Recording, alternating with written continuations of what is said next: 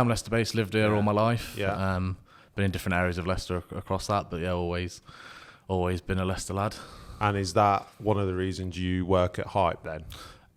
Yeah, obviously, I mean, there was initially no Leicester connotation to Hype, so Hype just kind of started organically, and with my friend, we happened to work at the same place in Leicester, and then I think because of like the production capabilities and things like that in Leicester, we never really left.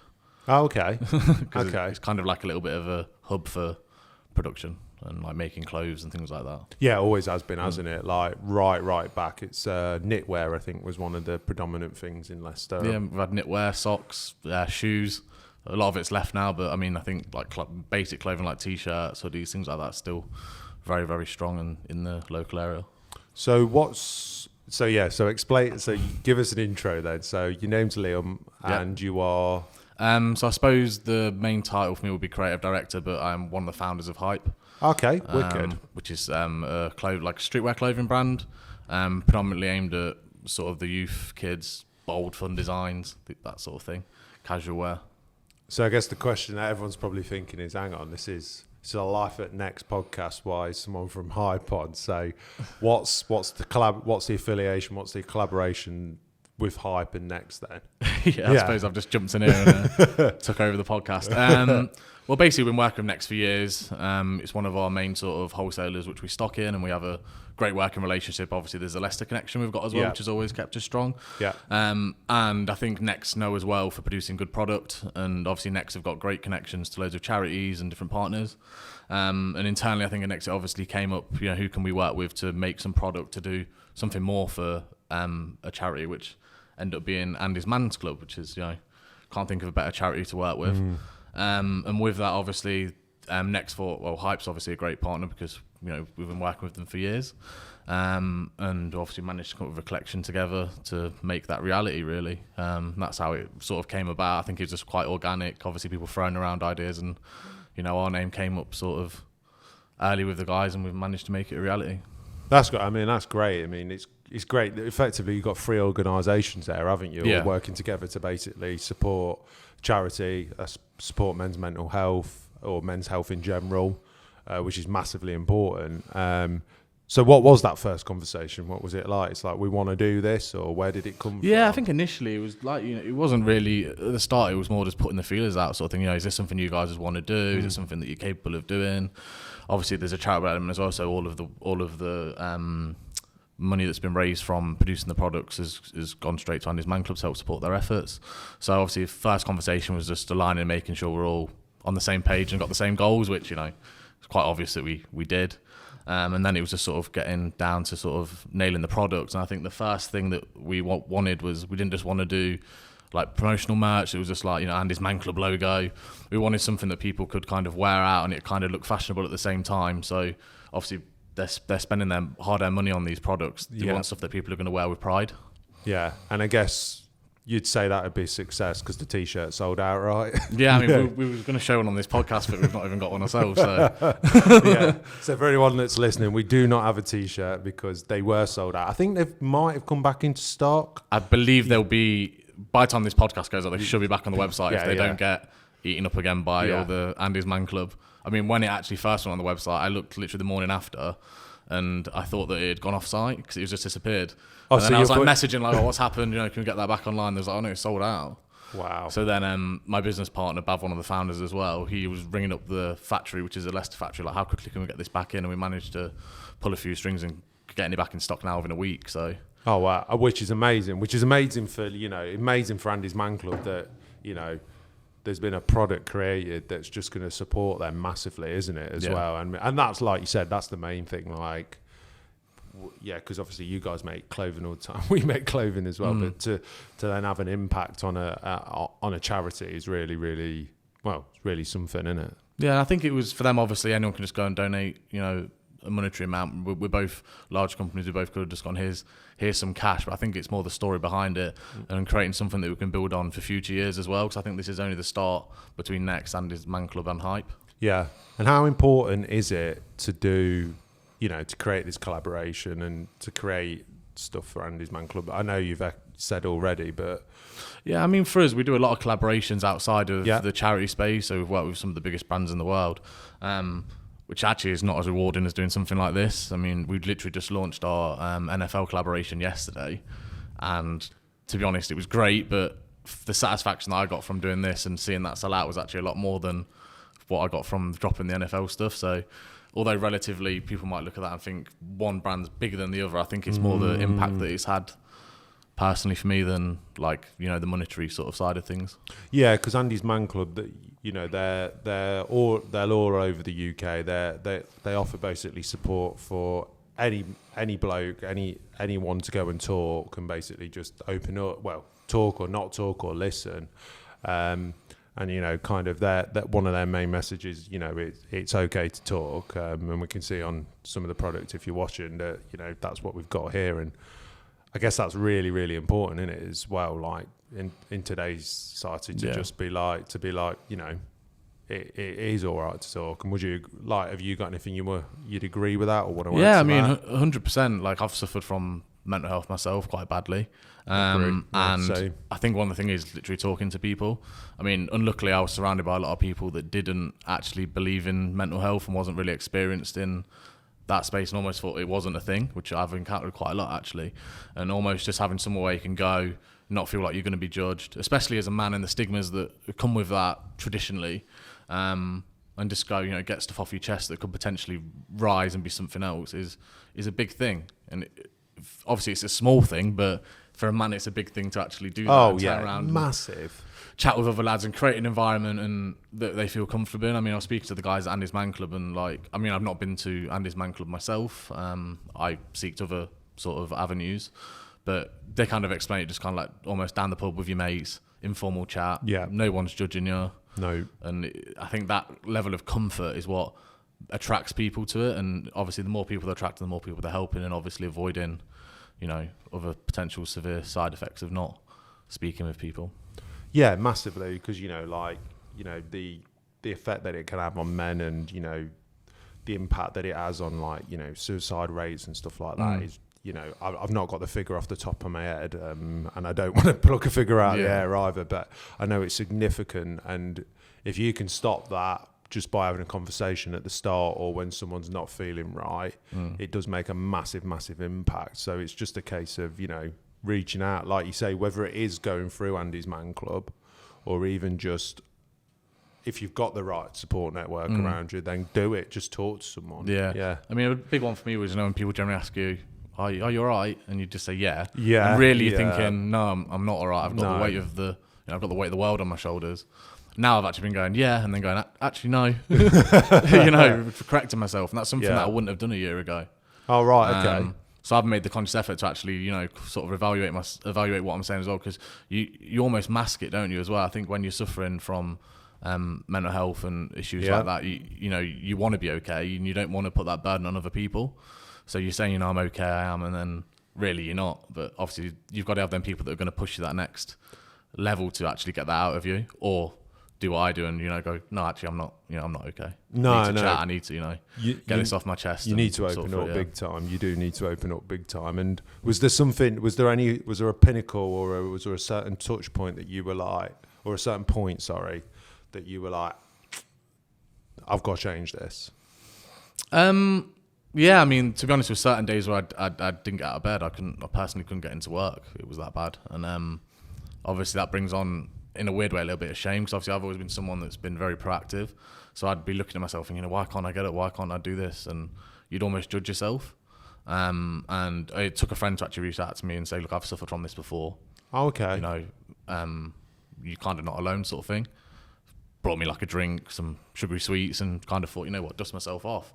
Get in, you know, what's the worst that can kind of happen? And, you know, still have episodes every now and again. I think that's normal, and I think it's just taking it sort of day by day, confiding in people that have potentially experienced it before or can resonate with your situation, and just you know, moving forward in the best way you can, really. Yeah, no, I mean, I totally agree. I mean, you know, there's been points in my life where I've worked myself into a certain mindset that I've isolated myself or switched myself off from friends and family, and you kind of, at the time, you don't even know you're doing it, like, which is bizarre. And it takes either a moment in your life or something just for you to recognise and go, what is going on? And, you know, there's so much stuff out there, and it's just, and like you say, it's just a simple thing of reach out, talk to someone, say you're not all right, or just have a chat and go, yeah, you know what, I'm feeling like this today. Yeah. And people will actually understand. I think that obviously there's more people that are suffering than you know as well. Yeah. So once you start speaking to people and reaching out and saying, I'm feeling like this, people are turning around and going to you, well, actually, you know, I've been wanting to speak to someone as well. I mean, I even do it in the office now. You know, I can judge people's emotions a little bit better than I could before as well. I can tell when someone's down and potentially, you know, going through some stuff. So I will pull them to one side and go, you know, do you need to chat? Is everything okay? Do you want to work in a personal space there? Or, you know, if something's going on, if you want to go home, it's okay, and things like that. So I think it's more giving me a better understanding as well, where I previously was a little bit probably naive to some of it myself. Yeah. And going through it. And I think as well, it's like, you know, it's being able to say it and then not think, right, I've either got to be absolutely fine or I've got to be terrible. You're allowed to be annoyed or not that happy, but still get on with stuff. Like, I think, you know, sometimes we're as human beings, we can just go from one extreme to the other so much. And it's like, well, yeah, you can still have a bad day, but you can still be all right as well. And then I think sometimes when you get in that frenzy or that mindset, frenzy's a bad word, but when you get in that mindset, the bad day becomes even worse. And then that can sometimes go outwardly, or it can sometimes, you know, you can really just take yourself away. So I think understanding as well that when you do have a bad day, that's all right. You know, you just have that bad day, that's done, and kind of, you know. I mean, it sounds a bit cheesy, isn't it? But it's like tomorrow's a new day. Yeah. And I think that kind of attitude is like the way you need to almost look at things. Obviously, get your support, get your help, become part of a group, but just know, like, you can wake up tomorrow and try again, and, you know, whatever that thing that's bothering you, or you might not even know what it is, but you're having another shot at it. And even if that day is, you know, another day in bed, trying to work yourself, trying to work your head out, trying to get things straight, it is what it is. But again, you know, you've got another chance the day after. Exactly. So it's just keep pushing, I think, and doing what works for you. But obviously, don't be scared to look externally as well, because you can't fix everything yourself, unfortunately. No, no, definitely not. And I think the phrase you used there, like, you know, like, either like just keep pushing or keep giving yourself that opportunity and chance to just keep going, to keep trying again, to keep trying to get over it, or be resilient, or to open up, whatever it is you're trying to overcome.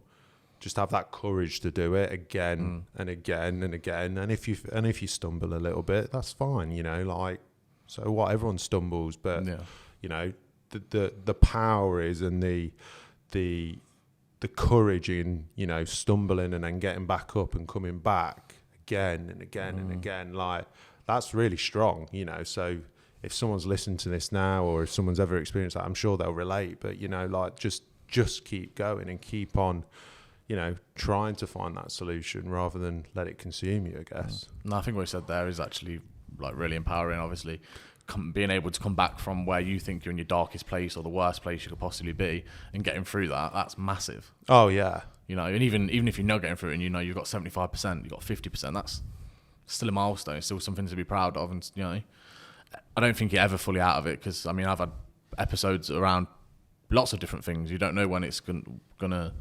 unfortunately come along and, you know, pop its head up out the shadows. But you learn new things every time, and you know, learning more about yourself, you can only deal with it in better ways. Yeah, and I would definitely say, whether it's seeking group help through like Andy's Man Club, whether it's talking to a specialist, whether it's even just talking to friends, like, use that network, use that resource as well. It's really important. It's not, I'm definitely not saying like, oh yeah, you know, overcome it. You don't have to, like you've said, you don't have to overcome it alone. No way. It's more than that, you know. It's such an important thing to do, and it's not a weakness if you're just kind of saying, oh, I'm having a bad day. It's just, you're having a bad day. Leave it at that. Try and keep it together as much as you can, you know, and then just carry on with like what's going on and see how you can overcome it. Yeah. No, I think that's the kind of strategy I would recommend as well. One thing I did want to add as well is when I first experienced mental health, I jumped straight to get the sort of therapy side of things. Okay. And it was expensive. I mean, it was looking like £70 for an hour session. And obviously for a lot of people, that's inaccessible. And I didn't realise you could actually go to the NHS and get that. If you're not willing to go to sort of something like Andy's Man Club and you'd rather speak to a person sort of impersonally and get that kind of help, it is available on the NHS. Obviously, there's waiting lists and things like that, but that help is available free as well. So free. You've paid for it somehow. You have paid. We've all paid for it. Any taxpayer has paid for it. That's for sure. It's good health worth paying for. So with the product then as well. So we've got the T-shirt that Next, Andy's Man Club and Hype have collaborated on. Yep. What else is there? And also you alluded to there as well around there's going to be future stuff as well. Well, you believe there might be. Obviously, for the first line that we did was the T-shirt, which was the sort of showstopper of the collection that sold out within less than a day, which we're restocking. We still have the backpack in stock. I believe the stock levels are low on that, and the water bottle. So it was a set of 3. We kind of just built that for bags. Are obviously so well resonated with Hype. It's one of our main product areas. So I thought if we didn't do the bag, it's almost missed opportunity. So it's what people kind of know us for. A T-shirt, everyone can wear it. Yeah. And the beauty of having the bottle and the bag as well is it's not a size product. So it was one size, so everyone can, all the way up from kids all the way up to adults can wear it as well. So obviously the T-shirt was a adult sizing, obviously. Yeah. Kids could wear it big oversized if they wanted.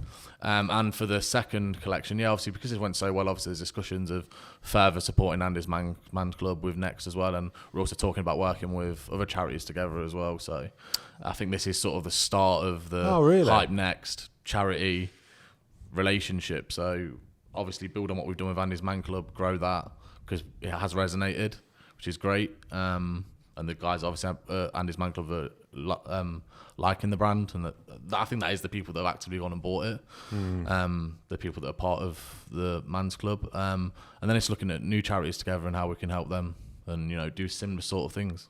That's well good. So that's you're seeing this as a door opening for you guys as well in this collaborative. I mean, I know you do a lot of collaborations already. Yeah. But in terms of the charity thing, that's something we want to grow massively. Yeah. I mean, we've been doing a lot of stuff internally as well. But I think just doing it with Next and Hype, obviously, is 2 strong brands together. We've got both our areas of expertise. I think it just helps amplify it even more. Obviously, putting it on Next platform, you've got access to tons of people to sell it to. We can do the design, and the charity can obviously push it their side and reap the benefits with the monetary contribution from ourselves through the sales, and obviously the content and stuff that it provides as well for them as well. Yeah, no, definitely. And I mean, I just want to kind of shout out to all the people in Next Charity team as well. So in particular, I know kind of all of this stuff because I've worked with her a lot, is Jenna Douglas. I don't know if you were working really closely with her. She's been great. So Jenna started out as doing this with a Parkinson's collaboration initially at Next. So started with Parkinson's, created a T-shirt for them. But since that, and she was and always has been a designer on kidswear. Yeah, sorry if that's wrong, Jenna. But she started out on that and then kind of carried on doing that as well as doing her job, and then has actually recently moved over to the charities team, still being a designer, but working exclusively on these collaborations now. So whether it's with Parkinson's UK, whether it's with Andy's Man Clubs, whether it's with Dementia UK, and bringing other people in as well from Next, not just Jenna beavering away there on her own. I'm trying to think of some of the others as well she's done, but there's Air Ambulance, there's loads of different things where Jenna's and the Next Charity team have really backed it together to make this product collaboration with a charity a really important thing of what we're doing. And I know, speaking to Andy, who's head of charities at Next, and other things, and also speaking to our marketing team, and that it's something that we really want to do going forward. Because, like you say, it's not just the sales that the charity gets as well. It's then all the hype. So I've not heard that one before. Oh, so cringe. I felt a bit dirty saying that. Sorry. I've been waiting to do that one. Yeah, I've not. I just stumbled into it. I promise. But it's all the awareness, isn't it, as well, that all these charities then get that. Like you even said, I think right at the start, I wasn't aware that Andy's Man Club offered this. Now now you're aware, and I'm sure. Well, I think that was a big part of it, actually. I was speaking to the guys, and because they came to our office, and we did activation office at your guys, and your guys' reception, which is like I suppose a mini man's club. Yeah. we had some girls come as well, which is great. Obviously, not restricted to anyone that needs help, regardless of gender. Yeah, anyone can come. And obviously, give out the bands and some marketing collateral as well, and just let people know what they're kind of doing. I just lost my thought trail. What was going on about then? What did you previously say? Yeah, we were talking about how great it is that we're collaborating. Oh yeah. So it was obviously the work that you'd done in the reception. We almost mimicked that at our HQ before we did the activation here, and I learned actually a lot about it. And to be honest, it is actually still quite northern driven with the Andy's Man Club, and I think that was a big part of why Next and Andy's Man Club came together before introducing the hype element to it, was to obviously try populating more in the Midlands and use Next kind of reach, and obviously you've got a lot of sort of buildings and facilities they can leverage to use to become sort of an area where they could do the meets and things. Because it's not actually available in every city in the UK. It does heavily cover the UK, and they're obviously trying to grow it out, but it requires people to want to start a club in an area that potentially doesn't have one. So I think that was another element to their collaboration as well. It was product, potentially starting something in the Midlands, and building the relationship for the future. Yeah, and the awareness of the power that the two businesses of Next and Hype have got. Like, again, there's a massive audience and a massive following Next have got, and also the Hype audience will be huge as well, but very different as well. So you're almost targeting different people with this collaboration, which I think is great. It's like you're getting. Like I've said it on other podcasts, the Next audience, you get people from when they're a baby to when they're 65. So if you can get men or anyone thinking and listening and hearing about this, it's only going to be a positive. I think that's it as well. It's obviously not judging people on their age as well. So anyone can suffer at any age. Yep. It could be kids and stuff as well. I mean, we've got that kid side of the audience too, and I think it's probably for us as well. It's like knowing that people. They could be 14 and suffering from this. They don't have to be a 25, 30-year-old man, 40-year-old man that's potentially been through more than what you think a 14-year-old has. But they could, again, be struggling with these kind of problems and need that kind of help too. No, it's such a good point. And, like if someone of a younger age is, does struggle or has got any sort of issues that they want to talk about, getting it sooner rather than later is only a positive thing. Like if the longer you leave it, the longer you let it fester, it's a bit of like mold, it just keeps growing in the dark. And I think obviously seeing people, so obviously it's mainly older people, seeing older people go to these chats, speak with people, then the younger generation are looking up to that and they're going, well, Dad went Andy's Man Club tonight. Yeah. What's the problem? Kind of thing. Do you know what I mean? Yeah. And I guess for them, I guess we've kind of got to target the older generations as well, because the stereotype with men has always been there that you can't talk about it. Yeah. You don't talk about it. It's just a typical man thing with everything. We just Google any health symptoms as well and not go doctors. WebMD's the authority. No, It's I would advise not doing that ever, because you have a shoulder pain and you put it on and it's like, oh, you might have broken your spine. It's like, oh, great, yeah. It's like, I shouldn't have done that. Yeah, no, definitely not. And so what were you saying, sorry, regarding the next phase then? Is there anything you can give us, like a teaser of what's coming? Or? To be honest, it is early days. Early days. I mean, we've had an overview of some of the charities that you mentioned earlier, like Dementia UK and stuff that potentially we could be doing collaborations with. But I think obviously the team, it's quite a big work to obviously get all three aligned. So I think now it's back with your guys' teams. You're looking at what we can do next and, do it to similar or if not bigger level than what we've done Andy's Man Club. And then I think they'll just grow from that naturally and become a bigger thing. So it might even grow outside a product where we're doing events and, I don't know. I mean, we're willing to push it as far as we can, really. Cool. No, really good. There's not Not no big master plan. No exclusive reveal. Take it day by day. Fair enough. No, that is fair enough. And what's on the table for Hype? Just while you're here, is there anything around Hype that's happening over there? Yeah. So obviously we just launched the NFL collaboration, which was massive for us. We filmed that in Loughborough actually, which is local. So they've got the NFL Academy there. Managed to turn the video and photos around in one day, which was amazing. Again, all with local videographers and photographers. I think Hype is known for its collaborations. So we say we're going to do 2 a year, but we end up doing 6, and that's outside of all of these charity stuff and other things that we do as well. So to be honest, for Hype, it's about doing product, bringing cool, new, exciting things to the marketplace, and which is obviously Hype. Next stocks all the things that we do and supports as well, and just growing. So international is a big thing for us at the moment as well, because we're 95% UK.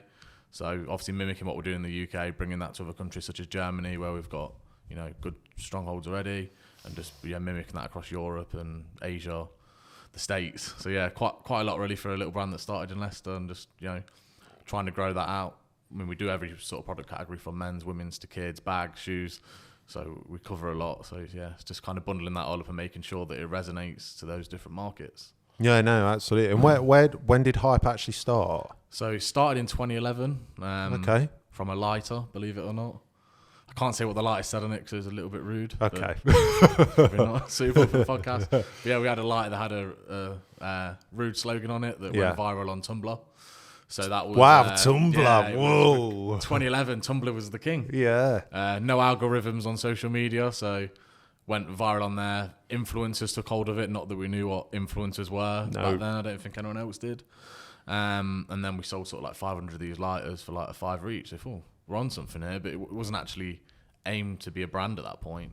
And then after that, we won a t-shirt competition on Facebook where we defaced Einstein.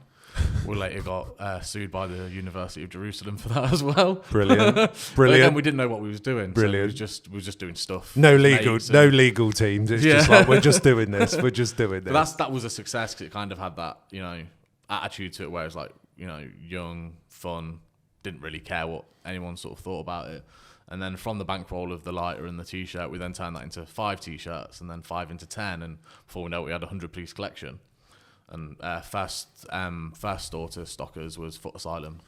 Oh, really? They okay. actually wouldn't let us through the door at the point. So we just Googled their head office, turned up there. It looked like their warehouse when we turned up and had like a bolt on the door.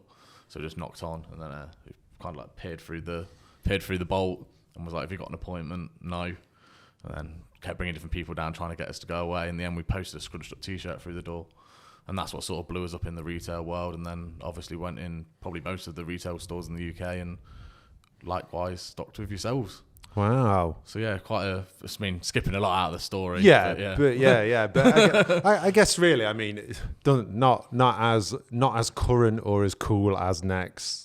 Probably Origin, but Next started as Hepworths as a and we've always been known as like that like smart like tailoring brand as well, and that started and grew and grew and grew, and that's took 40 years. So like, if my maths is terrible, but if you carry on and you're like, it's good to see other businesses, especially in the climate we're in. Brands evolve as well. Obviously, I said you was known for suiting, which you still are massive part of your business, but obviously it's lifestyle, home, everything. Baby, everything else that you do. Yeah. And we've actually worked on projects together in home and baby as well. You guys licensed that from Hype at one point, so we actually worked very collaboratively on them products. And it's just like with those like different areas of products, just like how you obviously started off with the tailoring.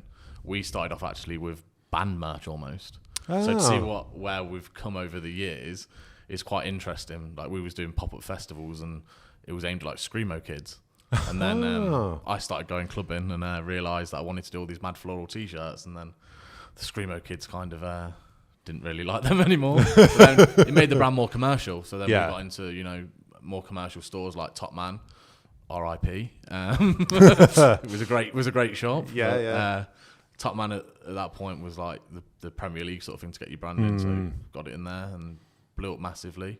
And then it just evolved over the years. So I think now I'd say it's more of a family brand, probably similar to Next. Oh, really? Like we're catering for like, the kids, and then we're also catering for mum, dad, the older siblings. So it resonates across a wide sort of age group and genders as well. So it's weird to see how brands obviously over those years move and adapt and become something that probably at the start they wasn't meant to be, but then they also ultimately find their home. And you've been there from the beginning as well. Yeah, I've been there from the beginning. Yeah. I've controlled all that journey. Oh wow! When you look back, I don't know how I managed to do it with no expertise, but you learn on the job. Yeah, learn on the job. Jump in, go for it, take the chance. Yeah, why not? Awesome. Well, thanks for coming on, Liam. It's been awesome having you on. Thanks for having me. No, and also thanks for opening up, because like I said, like a lot of people will just kind of either not be comfortable or never want to or know how to. So again, just big shout out to Andy's Man Club. If you Google them, I'm sure you'll find them. If not, go on next.co.uk, look at the product. There's all links on there as well, or hype. But yeah, like they say, it's okay to talk. But thanks for coming on. Perfect. Thanks for having me. No Cheers. worries.